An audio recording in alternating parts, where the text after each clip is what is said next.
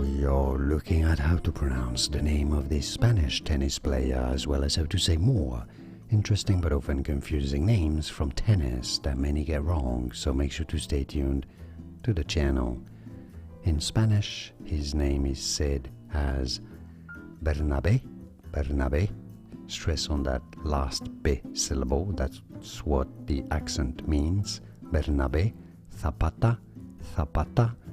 In Spanish, the Z is pronounced like TH, Zapata Miralles.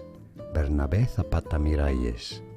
Bernabé Zapata Miralles is how you say it in Spanish, so in English you could say it as Bernabé Zapata Miralles. And now you know more videos for you here to learn more correct pronunciations like this video. If you found it useful, thanks for your support and thanks for watching. I'll see you soon for more correct pronunciations.